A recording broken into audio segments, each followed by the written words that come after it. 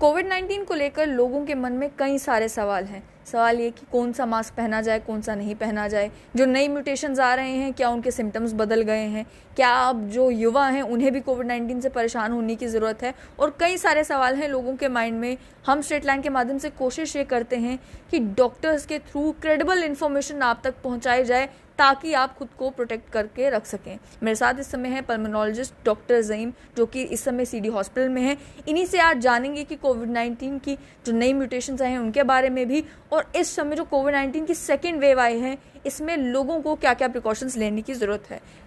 Welcome doctor Zaeem. Thank you. सबसे पहले ये जानेंगे कि मास्क का जहाँ तक ताल्लुक है, क्योंकि अभी भी एक बड़ी पॉपुलेशन वो है जो कपड़े का मास्क पहन रही है। तो जब नई म्यूटेशंस जो है कोविड-19 की आ चुकी हैं, इन म्यूटेशंस को ध्यान में रखते हुए क्या कपड़े का मास्क पहनना सेफ़ है, या फिर आपको जो ट्रिपल लेयर मास्क है वो पहनना है, जो सर्जिकल मास्क है, या फिर N95 मास्क ही लेना ज़रूरी है? मैं सबसे पहले ये कहना चाहूँगा कि मास्क पहनना ज़रूरी है। आप अगर कपड़े का भी पहन रहे हैं, कुछ ना होने से काफ़ी बेटर है। अब ये डेफिनेट ये बात है कि N95 mask, triple layer mask ये कपड़े के मास्क से ज़्यादा बेटर प्रोटेक्शन पहुंचाते हैं। लेकिन ये हम अगर सारे लोग ही जाके N95 मास्क लेना शुरू कर देंगे, ट्रिपल लेयर मास्क लेना शुरू कर देंगे, तो जिन लोगों ने वार्ड्स में काम करना है, डॉक्टर्स जिनने काम करना है, तो उन्हें शॉर्टेज हो जाएगी इस चीज़ की।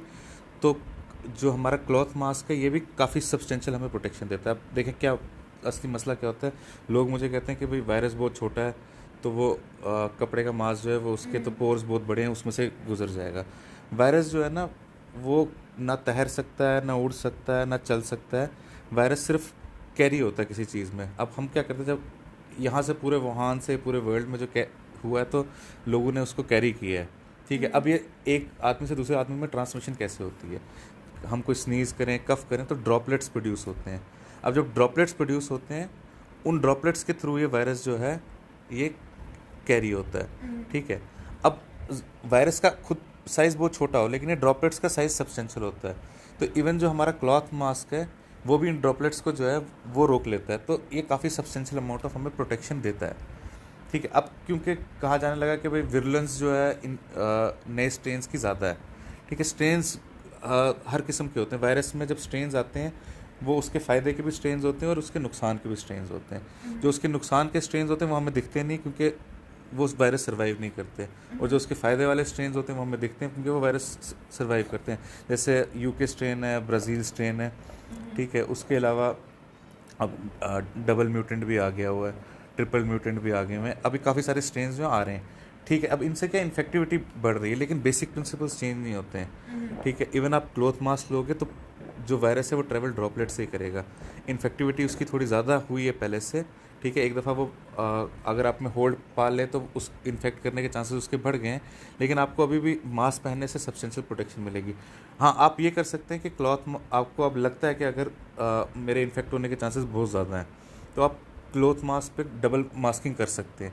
डबल मास्किंग आपको थोड़ा बेनिफिट इस तरह से भी देती है, जो आपका अंदर वाला मास्क है उसको भी प्रोटेक्ट रखेगी, ऊपर से आप एक और दूसरा कपड़े का मास्क पहन लेंगे। क्या ये डबल मास्किंग आपको ट्रिपल लेयर्ड मास्क के साथ भी करनी है, N95 के साथ भी करनी है, या केवल क्लॉथ मास्क के साथ अगर आप चाहते हैं तो आप कर सकते हैं? देखिए, जो N95 है ना उसकी जो सरफेस होती है ना वो नेगेटिवली चार्ज होती है, वो पार्टिकल्स को अपनी तरफ अट्रैक्ट करती है।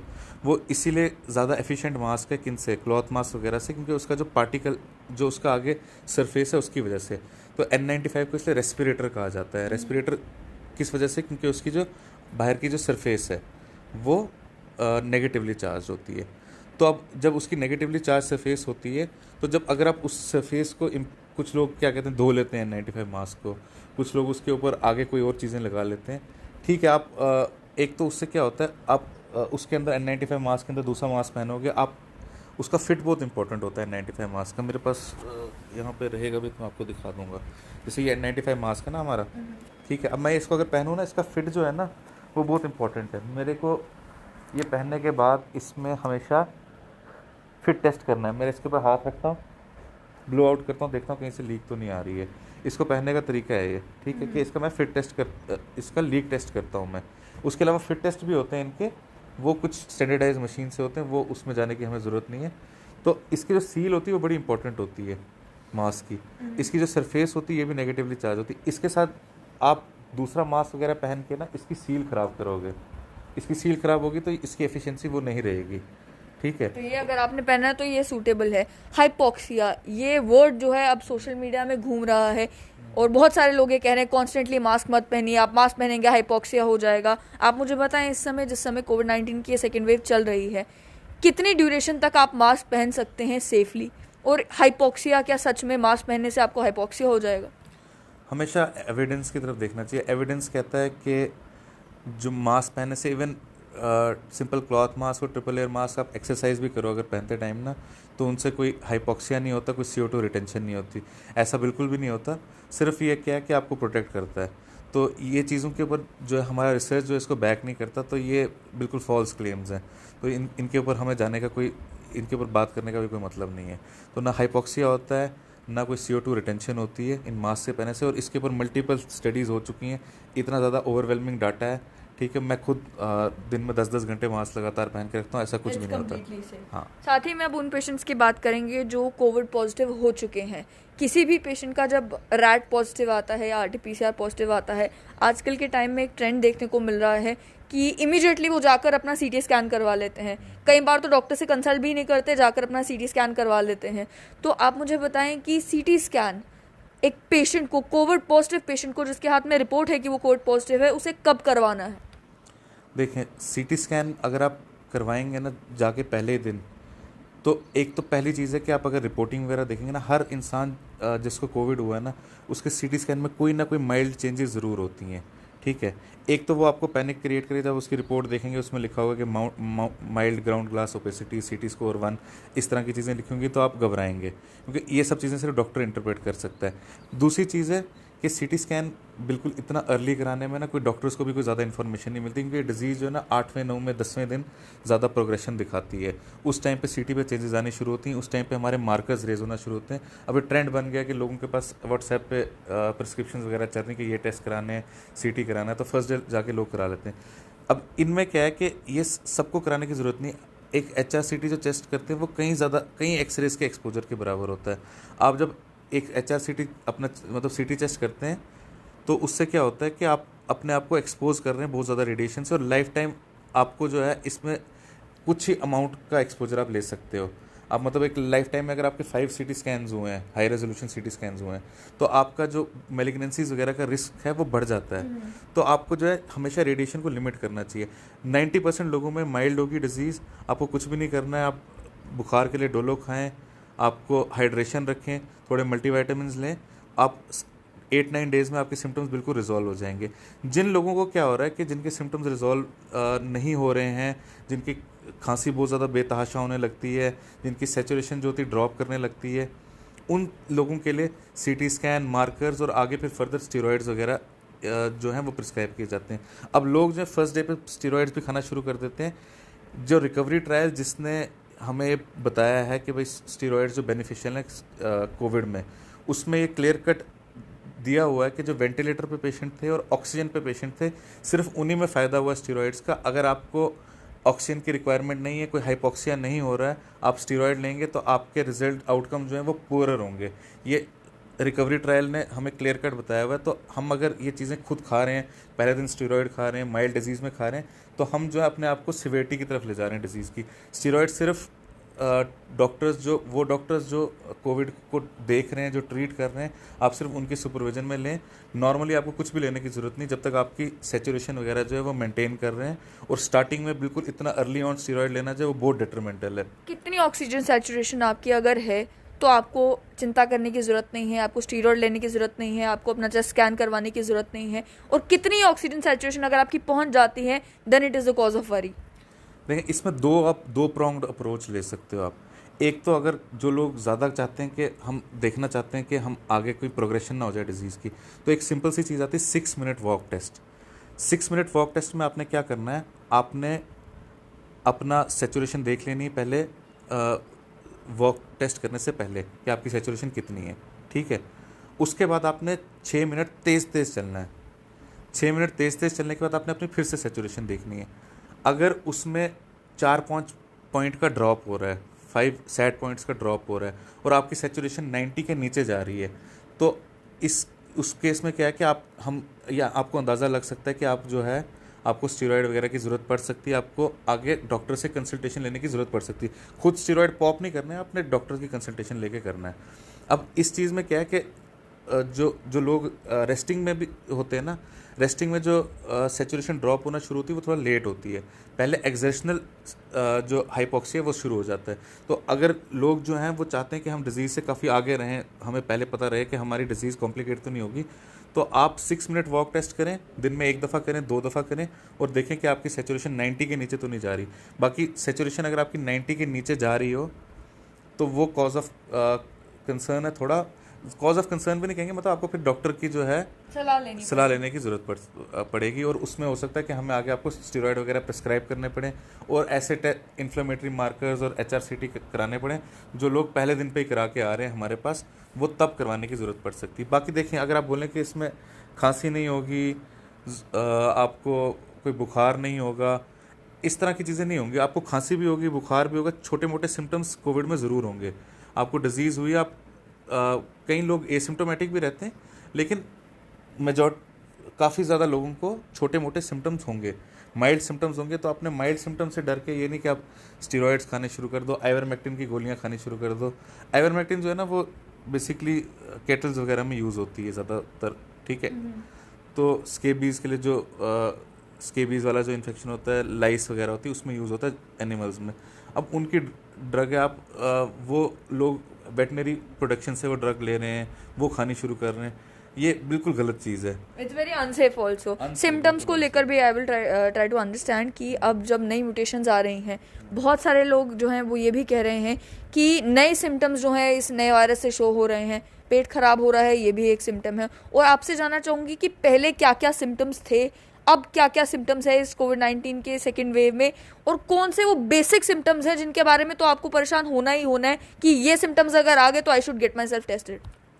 देखें, मैं एक चीज़ बोलना चाहूँगा कि बहुत ज़्यादा मीडिया में भी काफ़ी ज़्यादा पैनिक इस चीज़ की वजह से मचाया गया है कि नई म्यूटेशन आई तो पता नहीं क्या अब सब खत्म हो गया।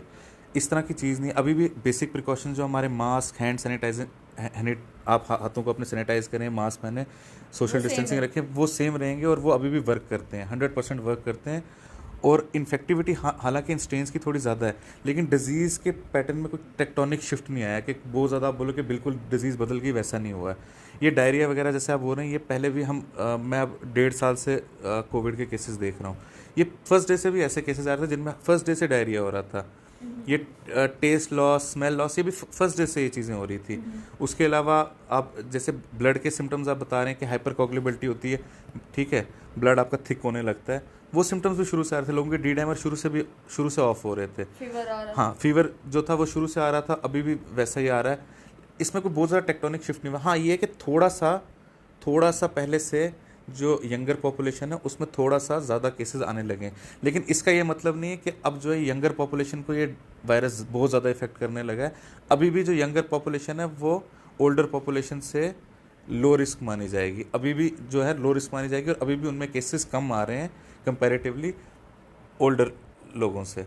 अभी भी ओल्डर लोग जो हैं, डायबिटिक जो हैं, कोमॉर्बिड जो हैं, वो ज़्यादा हाई रिस्क माने जाएंगे, लेकिन हल्का सा वो शिफ्ट देखा गया है, लेकिन कोई बहुत टेक्टोनिक शिफ्ट नहीं हुआ है इस डिज़ीज़ में, और ना इसके प्रिवेंशन में कोई बहुत टेक्टोनिक शिफ्ट हुआ है कि आप बोलो कि मैं मास्क पहनना छोड़ दूँ, मास्क ने कुछ करना ही नहीं है। Mask, social distancing, hand sanitiser, ये अभी भी ये 3 चीज़ें जो हैं आपको प्रोटेक्ट करेंगी, और अभी भी आपको ये चीज़ें जो है फॉलो करनी है। और चौथी चीज़ जो अब इसमें ऐड होगी, वैक्सीनेशन। देखिए, वैक्सीनेशन जो है, अगर इवन इफ आप उस वैक्सीनेशन कराने के बाद आप पॉजिटिव भी हो जाते हैं, हमने जो खुद भी अभी अपने सामने देखा, हालांकि हमारे पास छोटा सैंपल साइज़ है, लेकिन हमने जो चीज़ देखी है कि जो लोग पॉजिटिव हो रहे हैं, माइल्ड सिम्टम्स आ रहे हैं, डेफिनेटली आ रहे हैं, हॉस्पिटलाइजेशन की रिक्वायरमेंट नहीं पड़ रही है। तो डेफिनेटली जो वैक्सीनेशन भी जो आपको हेल्प करती है, जब भी आपका वक्त आएगा तो आपको वैक्सीनेशन करानी है। ये नहीं आपने देखना कि लोग पॉजिटिव हो रहे हैं वैक्सीनेशन कराने के बाद भी, क्योंकि सिम्टम्स डेफिनेटली माइल्डर हैं उनमें। वैक्सीनेशन के ऊपर भी बात करेंगे, पहले सिम्टम्स को लेकर आपसे जानना चाहूँगी कि कौन से वो पर्टिकुलर सिम्टम्स है जो अगर आप में आते हैं तो you have to get yourself tested. क्योंकि कई सारे लोग आज भी 4 दिन के बुखार को कह रहे हैं ये सीजनल फ्लू का बुखार है, 5 दिन के बुखार को कह रहे हैं टाइफाइड या जॉन्डिस हुआ होगा, या उनमें अन्य कोई सिम्टम्स आते हैं तो वो किसी और बीमारी से उसको जोड़कर देखते हैं, उसे कोविड से जोड़कर नहीं देखते। तो कौन से वो सिम्टम्स है जिसके बाद आपको ये समझना है कि ये कोविड हो सकता है, you should get yourself tested?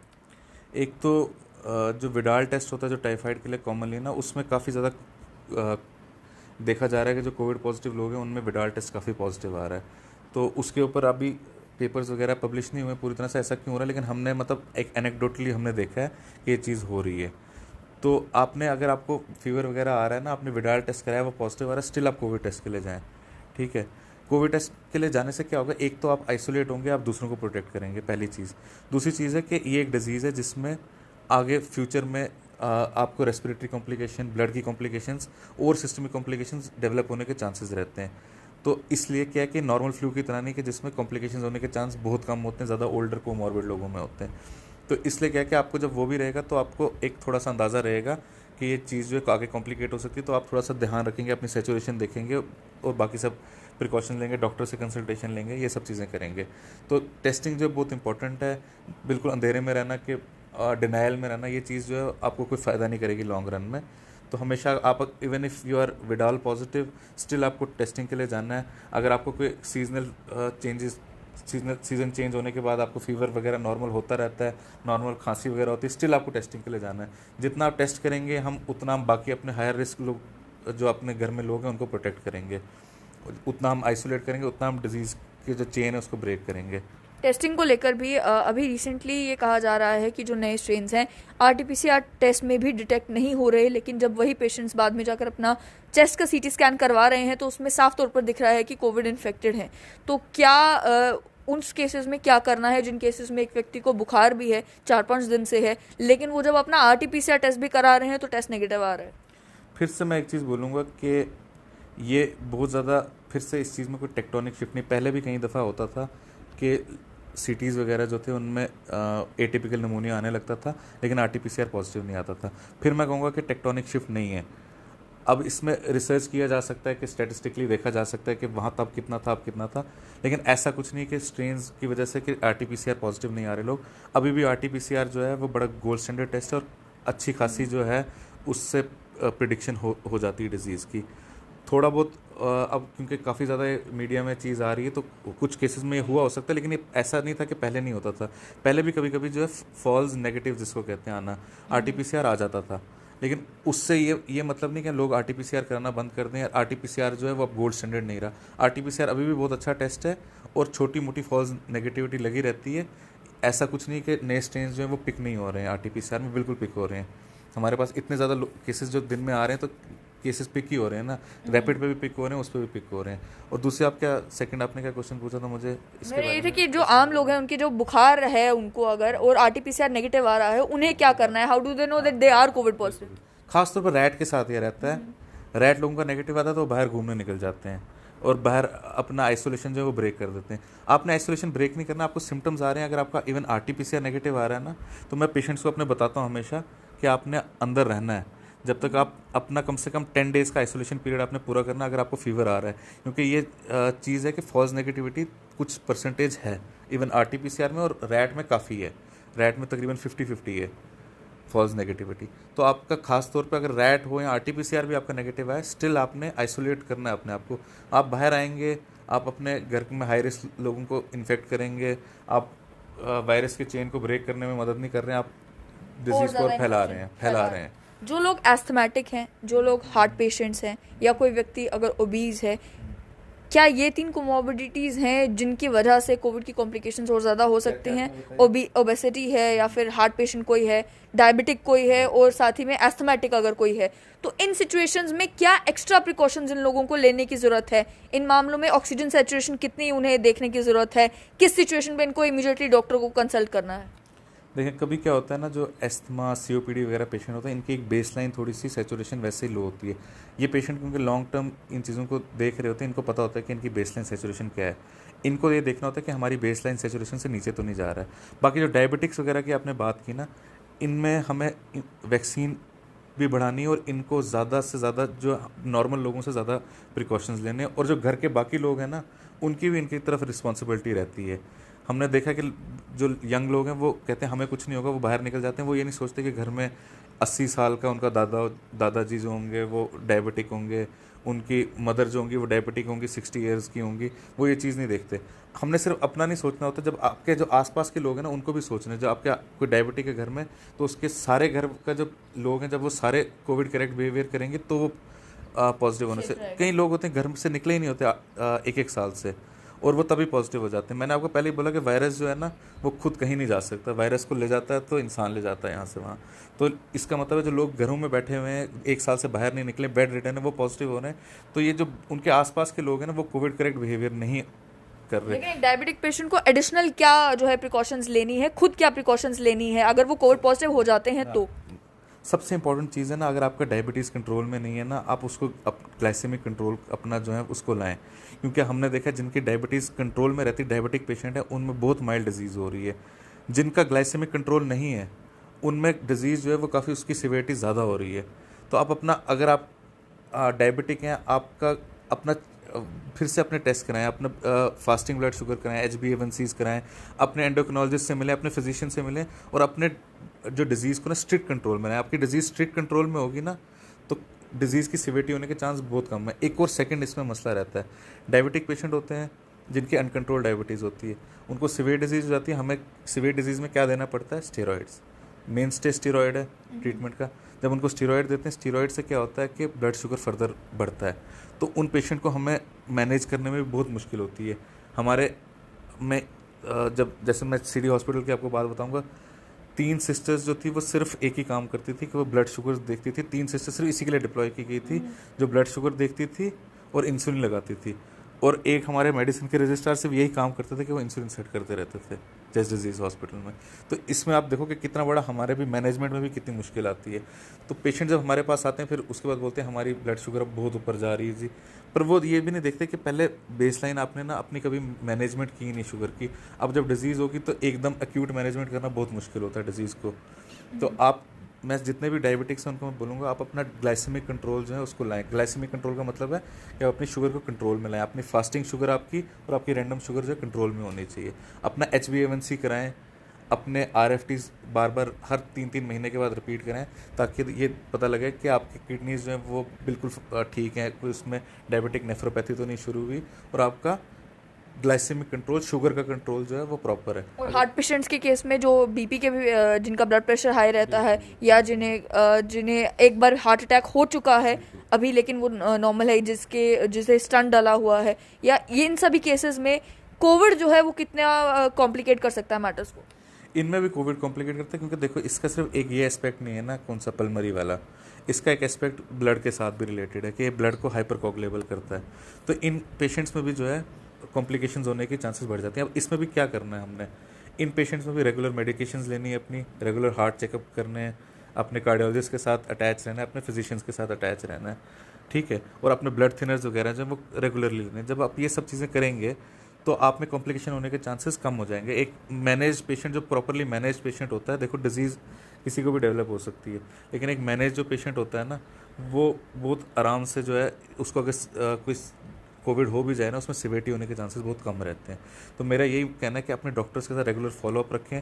अगर आप सीधा नहीं ले पा रहे, सब डॉक्टर्स ने ऑनलाइन कंसल्टेशन पे शिफ्ट कर दिया है, अब ऑनलाइन कंसल्टेशन लें। इवन GMC भी जो है आपको ऑनलाइन टेली कंसल्टेशन प्रोवाइड करने लगी है, तो आप उसकी तरफ जा सकते हैं। लेकिन आप अपना कंट्रोल रखें। अगर आपकी डायबिटीज़ कंट्रोल होगी, आपकी हार्ट डिजीज़ जो है, आप प्रॉपर मेडिकेशन डेली ले रहे हैं, हाइपरटेंशन के लिए डेली मेडिकेशन ले रहे हैं, तो इवन आपको ये कोमॉर्बिडिटीज़ होने के बावजूद आपकी सिवियरिटी नहीं होगी डिजीज़ की। हमने देखा है कि सिवियरिटी कम होती है जिन लोगों का कंट्रोल डायबिटीज़ होता है, कंट्रोल हाइपरटेंशन होता है। डिजीज़ होना जो है वो किसी के कंट्रोल में नहीं है, लेकिन हम जो चीज़ कंट्रोल कर सकते हैं मेडिकेशन लेना और लगातार फॉलोअप करना, और अपनी डाइटरी मॉडिफिकेशन करना, एक्सरसाइजेज वगैरह करना। इवन अब अगर कोविड आ गया, आप जिम वगैरह नहीं जा सकते तो अपने घर में वॉक वगैरह कर सकते हैं, सीढ़ियाँ चढ़ सकते हैं। ये सब चीज़ें करके आप हेल्थ को अपने ठीक रखेंगे तो ये चीज़ जो आपने सिवियरिटी कम करेगी। ओबेसिटी के साथ भी ये चीज़ जो है रिलेटेड है, तो आपने अपनी जो वॉकिंग वगैरह जो है ये चीज़ को कंटिन्यू रखना है। जो इवन जो LFTs वगैरह जो है उनको भी डिरेंजमेंट करती है, तो वो सब चीज़ें जो है वो ओबेसिटी के साथ, फैटी लिवर डिजीज़ के साथ ही जुड़ी हुई हैं। तो सारी जब चीज़ें आप करेंगे, हेल्थी लाइफस्टाइल होगा, रेगुलर डॉक्टर के साथ फॉलोअप होगा, control diabetes, control hypertension, severity होने के चांसेस, वैक्सीनेशन होगी, आप कोविड करेक्ट बिहेवियर इस्तेमाल करेंगे, मास्क अपना पहन रहे होंगे, तो सिवियरिटी होने के चांसेस बहुत कम हो जाएंगे। अब वैक्सीनेशन पर भी आएंगे, क्योंकि ब्लड थिनर्स आपने मेंशन किया, तो जो हार्ट पेशेंट्स हैं वो क्योंकि ये सुन रहे हैं कि वैक्सीन उन्हें लेनी है नहीं लेनी है, डॉक्टर को कंसल्ट करके लेनी है, तो जो हार्ट पेशेंट्स हैं जो ब्लड थिनर्स ले रहे हैं उनके लिए आप क्या कहेंगे? क्या उन्हें वैक्सीन लेने से पहले कुछ अपने माइंड में रखना है? क्या उन्हें वैक्सीन लेने से पहले कोई दवाइयाँ बंद करनी है, या फिर वो जैसे नॉर्मली अपना जो उनकी जो दवाई का रूटीन है वो कंटिन्यू रख सकते हैं लेकिन साथ ही में वैक्सीन भी लगवा सकते हैं? आप इसके जो यूरोपियन रेगुलेटर्स ने जैसे एस्ट्राजेनेका को कहीं कहीं विदहोल्ड किया है क्लॉट्स की वजह से, उसके वो बात कर रहे हैं ना। लेकिन वो चीज़ जो है ना बहुत रेयरिटी है, बहुत ज़्यादा रेयरिटी है। जो कोविड जो खुद डिजीज़ है ना वो आपको कई गुना ज़्यादा ब्लड क्लॉट दे सकती है। सिगरेट स्मोकिंग आपको उससे कई गुना ज़्यादा ब्लड क्लॉट दे सकती है। उसमें इतनी कम रेट है ना कि बेनिफिट वैक्सीन के कई गुना आउटवे करते हैं। आपको कोमॉर्बिडिटीज़ है तो आपको कोई सेकंड थॉट देना ही नहीं है वैक्सीन लेने के लिए। सिर्फ हमने जो ये ग्रुप में क्या कहते हैं, हमारे बच्चों के ऊपर अभी वैक्सीन का वो नहीं हुआ है, ट्रायल्स नहीं हुए हैं, उन पे ट्रायल्स नहीं हुए हैं, और प्रेग्नेंट वुमेन पे ट्रायल नहीं हुए हैं। बाकी सबको कोमॉर्बिड लोगों को लेनी है वैक्सीन। आपको जो इसका रिस्क है ना वो बहुत ही माइन्यूट है, ठीक है। इवन जो स्मोकिंग करते हुए लोग जो है ना वो नहीं सोचते कि हमें इसमें क्लॉट का कितना रिस्क है, और कोविड से भी कितने क्लॉट का रिस्क है। इसमें बहुत कम केसेस हुए हैं। इतनी ज़्यादा वैक्सीन हुई हमारे यहाँ इंडिया में 10 करोड़ से कई गुना ऊपर चले गए हम, 10 करोड़ से ऊपर चली गई वैक्सीनेशन। हमने देखा नहीं कोई बहुत ज़्यादा सिवियरिटी वाले केसेस है। यहाँ पे मैं भी AEFI टीम में रहा था शुरू में, जो एडवर्स इफेक्ट देखे थे, हार्डली एक हफ्ता में बिल्कुल मिला ही नहीं मुझे कोई पेशेंट। 1 केस 2 केस ऐसा आ रहा था, बिल्कुल माइल्ड सिम्टम्स आ रहे थे। तो ये चीज़ों के लिए ना कि जो बहुत रेयर चीज़ों की वजह से ना, हर दवाई आप खाते हो, आप कोई भी चीज़ खाते हो ना, इवन पैरास्टामोल खाते हो जो सबसे सेफ दवाई मानी जाती है, हर चीज़ में छोटा मोटा रिस्क होता है। उसकी वजह से आप बोलो कि मैं वैक्सीन नहीं लूँगा, ये बहुत गलत है। ये वैक्सीन डिनायर्स का ना बहुत पहले का ये फंडा रहा है। ये वैक्सीन से एनाफाइलैक्सिस हो सकता है, वैक्सीन से ये हो सकता है। वैक्सीन सेफ होती हैं। इतना बड़ा फेज़ 3 ट्रायल, अगर वैक्सीन को हमने ऐसे वेली नेली निकाल लेना होता ना तो फर्स्ट डे जब वैक्सीन लैब में बनी थी तो लगाना शुरू कर देते। इतनी देर 1 साल जो ट्रायल करते रहे ना, इतना पेंडेमिक रहने के बावजूद भी वैक्सीन नहीं आ रही थी, ट्रायल हो रहा था, वो इसलिए हो रहा था कि इसकी सेफ्टी देखने के लिए। अब तो पोस्ट मार्केटिंग भी इतनी सेफ्टी इसकी देख ली गई है, इतनी ज़्यादा वैक्सीन लगी। आपने देखा कोई वैक्सीन से खुद भी आपने देखा कि कोई बहुत बड़ी कॉम्प्लिकेशंस भी नहीं। जो ब्लड क्लॉट है ना वो बहुत रेयर है। यूरोपियन कंट्रीज थोड़ा उसमें बहुत ज़्यादा कोई पॉलिटिकल रीजंस की वजह से भी होती हैं चीज़ें। लेकिन इंडिया में हमने देखा ये एस्ट्राजेनेका की वैक्सीन बहुत अच्छी। मैंने खुद अपनी स्पाइक प्रोटीन एंटीबॉडीज़ भी कराई। मेरी स्पाइक प्रोटीन एंटीबॉडीज़ पॉजिटिव आई वैक्सीन लगाने के बाद, तो इम्यूनोजेनिसिटी आती है। हाँ, नए वेरिएंट्स हैं, इवन वैक्सीन लगाने के बाद आदमी पॉजिटिव हो सकता है, लेकिन कहीं कुछ ना कुछ प्रोटेक्शन मिलेगी। सिवियरिटी ज़रूर कम होती है, जितने हमने केसेस देखे उनमें सिवियरिटी कम है। तो वैक्सीन को आपने लगाना है, ये नहीं सोचना कि वैक्सीन ना लगाओ। कोई डाउट है तो अपने डॉक्टर्स जो है उससे पूछ लो। हम हमेशा खुश रहते हैं। मेरे को चाहे 100 दफ़ा फ़ोन बजे तो मैं उठा के वैक्सीन के मसले में, कोविड के मसले में लोगों का जवाब देता हूँ। तो आप हमसे फ़ोन करके पूछें, हम बताएंगे हमेशा। और वैक्सीन लगाना बिल्कुल सेफ़ है। सिर्फ 2 ग्रुप्स में अभी बच्चों में और प्रेग्नेंट वुमेन में इसकी सेफ्टी के ट्रायल्स नहीं हुए, बाकी इसकी सेफ्टी जो है वो पूरी तरह से प्रूवन है। ये छोटे मोटे जो इक्का दुक्का केस इतने करोड़ों वैक्सीन लगने के बाद क्लॉट के हो रहे हैं, वो भी इसके साथ डायरेक्टली रिलेटेड है या नहीं वो पता नहीं है अभी। वैक्सीन को लेकर एक और चीज़ है कि जो लोग वैक्सीन लगवा रहे हैं, जिन्होंने 2 डोजेज़ लगवा ली हैं, वो अभी सोच रहे हैं कि अब हमें कोई फिक्र करने की ज़रूरत नहीं है, ना मास्क पहनने की ज़रूरत है, ना कुछ, हमने तो वैक्सीन लगवा ली है। अब मुझे ये बताएं कि क्या उन्हें वैक्सीन के 2 डोजेज़ लगवाने के बाद भी मास्क पहनना है, सभी प्रिकॉशंस को फॉलो करना है, और क्या एक fully vaccinated person, fully vaccinated यानी कि 2 डोजेज लगाने के 2 हफ्ते के बाद, क्या एक फुल्ली वैक्सीनेटेड पर्सन भी कोविड को ट्रांसमिट कर सकता है किसी और में? कि खुद तो मैं इम्पैक्ट नहीं हो रहा, लेकिन मैं क्या किसी और में ट्रांसमिट कर सकता हूँ? बिल्कुल, बहुत अच्छी बात आपने बोली कि सबसे पहली बात है कि वैक्सीन जो है ना कोई भी 100% नहीं होती। हमारी जो हेपेटाइटिस बी वगैरह उनकी 2nd generation, 3rd generation, 4th generation vaccine आ रही हैं इन्फ्लुएंजा की, वो भी 100% नहीं है। तो इसकी 1st जनरेशन वैक्सीन है, 100% नहीं है।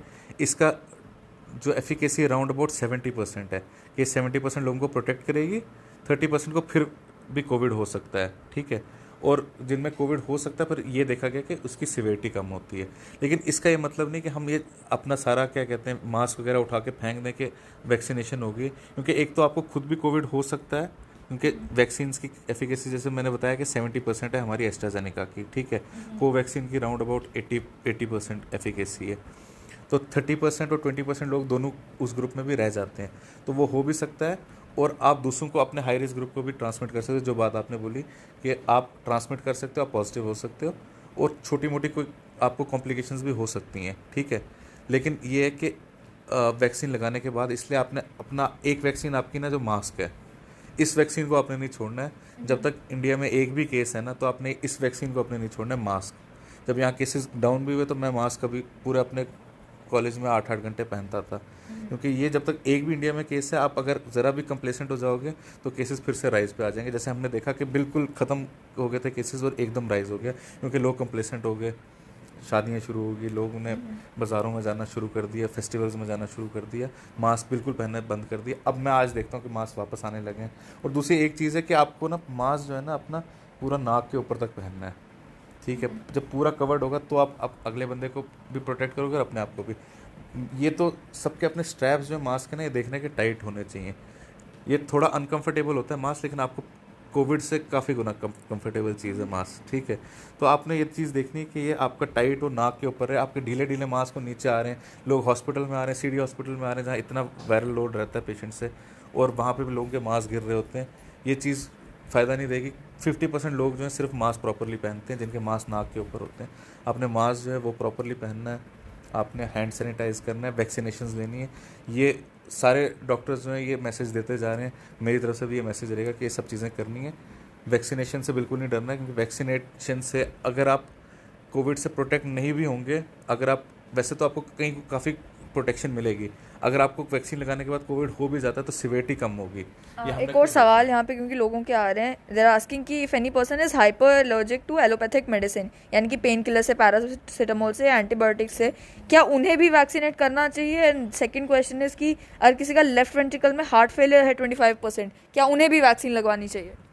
देखें, आपने जो बोला कि कुछ जैसे पेंसिलिन से काफ़ी लोग जो होते हैं, बीटा लैक्टेम पेंसिलिन से काफ़ी लोग एलर्जिक होते हैं, तो अब वो लोग पूछ रहे हैं कि हमें वैक्सीन लगानी चाहिए कि नहीं। देखिए, वैक्सीन के कंपोनेंट जो है ना वो सीधे सीधे वहाँ पे लिखे हुए हैं, ठीक है। अपने उन वेबसाइट पे भी लिखे हैं, आप वैक्सीन के कंपोनेंट सर्च भी कर सकते हो गूगल पे, तो आ जाएगा नीचे, ठीक है। तो उसमें इस तरह का कुछ नहीं देखा गया कि जिसको कोई बीटा लैक्टेम से, पेंसिलिन से एलर्जीज़ हैं वो वैक्सीन नहीं लगा सकते, उनको वैक्सीन से एलर्जी हो रही है, ऐसा नहीं है। हाँ, अगर स्पेसिफिक जो वैक्सीन में कंपोनेंट हैं, अगर आपको कोई स्पेसिफिक कंपोनेंट से एलर्जी है तो आप अपने डॉक्टर की रिकमेंडेशन लो और उसके बाद वैक्सीन लगाओ, क्योंकि उसमें क्या हो सकता है कि हमें आपको थोड़ा सा ज़्यादा देर ऑब्जर्वेशन में रखना पड़ सकता है, ठीक है। और हम खुद अपने ऑब्जर्वेशन में आपको वैक्सीनेट करेंगे। लेकिन ये आपके सोचो कि पेंसिलिन से आपको एलर्जी, ऐसा इन सब चीज़ों से जो है वैक्सीन का लेना देना नहीं है, ठीक है। तो ये चीज़ें जो आप कंपोनेंट्स उसके देख सकते हो, अगर कोई स्पेसिफिक कंपोनेंट से आपको एलर्जी है ना, 100% पता है, क्लियर कट, तो आप वैक्सीन को अवॉइड करो, वरना वैक्सीन को लगाओ। मैं फिर से बोल रहा हूँ कि हर वैक्सीन में ना एनाफाइलैक्सिस का चांस होता है, ठीक है। लेकिन वो जो है, वो बेनिफिट जो है वैक्सीन का ना, वो बहुत गुना ज़्यादा है देन जो रिस्क ये वैक्सीन प्रोवाइड करती है। बहुत कम रिस्क है, ना के बराबर रिस्क है। मैंने लगाया, मेरी पूरी फैमिली ने लगाया, ठीक है, मेरे सारे कोलीग्स ने लगाया, ऐसा किसी को भी कुछ नहीं हुआ कि। एक और चीज़, क्योंकि जो लोग वैक्सीन लगवा रहे हैं, जब उनसे कोई पूछ रहा है कि वैक्सीन लगवानी चाहिए नहीं लगवानी चाहिए, तो वो आगे से कह देते हैं कि मत लगवाइए, अभी वैक्सीन मैंने लगवाई थी, अगले दिन मुझे फीवर हो गया। तो मुझे बताएं कि क्या फीवर होना एक नॉर्मल बॉडीली रिएक्शन है वैक्सीन का, और क्या जस्ट बिकॉज आपको एक दिन फीवर हो रहा है आपको वैक्सीन नहीं लगानी चाहिए? देखिए, जो भी वैक्सीन ये दिखाती है कि अगर फीवर आपको हो रहा है ना, तो आपका इम्यून रिस्पांस जो है ना वो ज़्यादा अच्छा आ रहा है, उसका मतलब है फीवर। क्योंकि आप बॉडी में, हम वैक्सीन होती क्या है बेसिकली, वैक्सीन क्या होता है कि हम एक जो कोई नॉन इन्फेक्टिव सब्सटेंस डालते हैं, जैसे किल्ड वायरसेस हो गए या कोई वायरल वेक्टर्स हो गए, ये हम बॉडी में इंजेक्ट करते हैं। और बॉडी को हम क्या करते हैं, ट्रेन करते हैं कि नेक्स्ट टाइम कोविड आएगा ना जब असली, तो बॉडी पहले तैयार होगी। जैसे इसमें हम इसका स्पाइक प्रोटीन यूज़ करते हैं कोविशील्ड में, और कोवैक्सीन में हम किल्ड वायरस यूज़ करते हैं जो आगे आपको इन्फेक्ट नहीं कर सकता। अब जब भी कोई चीज़ बॉडी में आएगी ना, तो बॉडी क्या होता है, वो इसमें सेल्स प्रोड्यूस करता है, जो WBCs प्रोड्यूस करता है, एंटीबॉडीज़ इसके खिलाफ बनाने के लिए। जब एंटीबॉडीज़ इसके खिलाफ बनाने के लिए वो प्रोड्यूस करता है ना, तो थोड़ा बहुत उससे फीवर से आपको फीवरिश फील होगा, थोड़ा सा फीवर आ भी सकता है, फ्लू लाइक सिम्टम आ सकते हैं। उसका ये मतलब नहीं है कि आप वैक्सीन अवॉइड करो एक दिन के फीवर की वजह से। और ये जो फीवर उसके बाद एक दिन आना ना, खासतौर में यंगर जो जनरेशन है, जो उनकी थोड़ा ज़्यादा इम्यून रिस्पॉन्स अच्छा आता है, वो बहुत कॉमन है। तो उसकी वजह से ज़्यादा अगर आपको फीवर आ रहा होगा तो एक आप डोलो वगैरह ले लेंगे तो नॉर्मलाइज हो जाएगा। 2 दिन में मैंने देखा, मुझे फीवर हुआ था, मैक्सिमम मुझे 3 दिन थोड़ी सी लेथार्जी रही, उसके बाद मैं नॉर्मल हो गया और ऐसा कुछ नहीं था कि बर्दाश्त के बाहर हो। और जो उससे प्रोटेक्शन मुझे मिल रही वो कई गुना बेटर है उस 1 दिन के फीवर से, जैसे आपने बोला। बहुत बहुत शुक्रिया डॉक्टर साहब। साफ तौर पर आपने सुन लिया कि कोविड-19 से बेस्ट प्रोटेक्शन आज भी यही है कि आप प्रॉपर मास्क पहने। अगर आप एलिजिबल हैं वैक्सीन के लिए तो खुद को जाकर वैक्सीनेट करवाएं। आप पहले ही दिन सेल्फ डायग्नोज करके खुद ही सीटी स्कैन करवाने के लिए मत भागें। हर एक मामले में डॉक्टर को कंसल्ट करें। अगर आपको बुखार हो रहा है, अपना जाकर कोविड का टेस्ट करवाएं। टेस्ट अगर आपका नेगेटिव भी आ रहा है तब भी अपने आप को आइसोलेट करें, ये इंश्योर करने के लिए कि आप खुद तो सेफ रहें, आपके आसपास जो लोग हैं वो भी सेफ रहें, और साथ ही में वैक्सीन लगवाएं, वैक्सीन लगवाएं, वैक्सीन ज़रूर लगवाएं।